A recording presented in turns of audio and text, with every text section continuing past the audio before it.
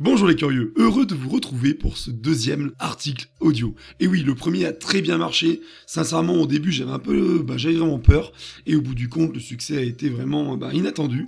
Donc on est reparti. Aujourd'hui, pas un, mais deux articles. Tout d'abord, on va parler du pénis et l'espace qui n'ont rien à faire ensemble. Et un deuxième article sur les fourmis où, durant leur guerre contre les termites, les fourmis sauvent leurs blessés. Et c'est parti. Le pénis et l'espace n'ont rien à faire ensemble. Non, ce n'est pas une blague, c'est un article qui a vraiment été paru et qui est vraiment sérieux. Un séjour dans l'espace a des effets multiples sur notre corps et peu d'entre eux s'avèrent être bénéfiques. L'absence de gravité dans l'espace amène des effets étonnants sur le pénis. Se rendre dans l'espace occasionne de multiples effets néfastes sur l'organisme. C'est pourquoi il est commun qu'un astronaute n'y séjourne pas trop longtemps.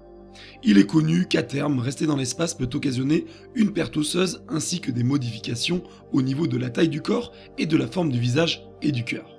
Cela a été prouvé par la NASA en étudiant le corps de l'astronaute Scott Kelly lors de son retour sur Terre après avoir passé un an à bord de la Station Spatiale Internationale, l'ISS. En effet, la colonne vertébrale de l'intéressé s'était allongée grâce à l'absence de gravité. Concernant le pénis, les os pubiens ne sont pas de la même nature que les os classiques, constituant notre squelette. Ainsi, un voyage dans l'espace n'aurait pas d'incidence positive sur sa taille. Ce serait même plutôt le contraire.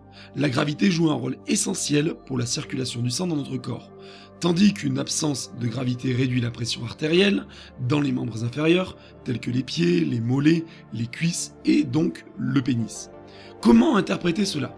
En réalité, l'absence de gravité impacterait alors la capacité du pénis à entrer en érection. Tout simplement, car ce dernier se met au garde à vous sous l'effet de l'afflux de sang. Cependant, une mauvaise nouvelle en accompagne une autre. La NASA et plusieurs agences spatiales ont également observé un autre phénomène, la chute des taux de testostérone lors d'un séjour prolongé dans l'espace. La testostérone est une hormone jouant un rôle prépondérant en termes de santé et de bien-être, en particulier en ce qui concerne la qualité du fonctionnement sexuel chez les hommes. Cette question peut prêter à sourire, mais celle-ci peut s'avérer assez pertinente dans la mesure où les projets de conquête spatiale évoquent régulièrement de longs voyages dans l'espace dans le but de coloniser d'autres planètes.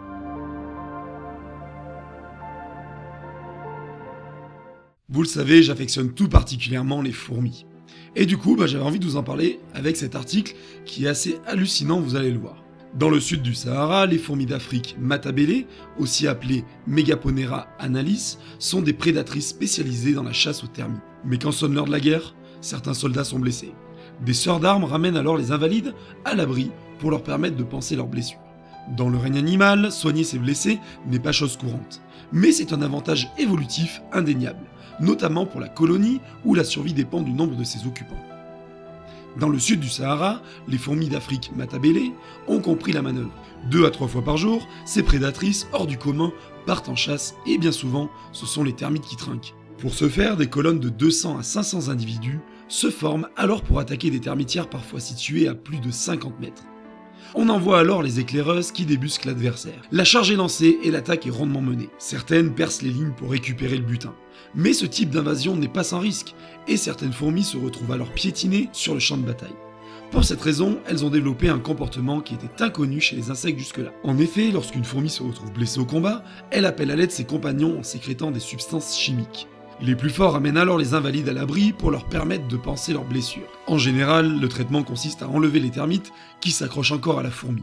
Ce comportement, mis en lumière par une équipe de chercheurs allemands de l'université de Wolfsburg, est détaillé dans la revue Science Advance. C'est la première fois que nous observons ce comportement d'aide vis-à-vis des congénères blessés chez les invertébrés, explique le biologiste Eric Frank qui a participé à l'étude. C'est donc une découverte inattendue, en particulier pour des insectes sociaux où les individus n'ont généralement que peu de valeur. Mais de toute évidence, la stratégie est payante pour la colonie. Chez les fourmis, on la joue collectif comme d'habitude. Voilà les curieux, je vous remercie d'avoir suivi cet article audio. En tous les cas, si vous avez aimé, n'hésitez pas à liker et à partager la vidéo. Et si ce n'est pas encore fait, abonnez-vous. Et n'oubliez jamais que la curiosité est signe d'intelligence. A ciao, bye bye les curieux.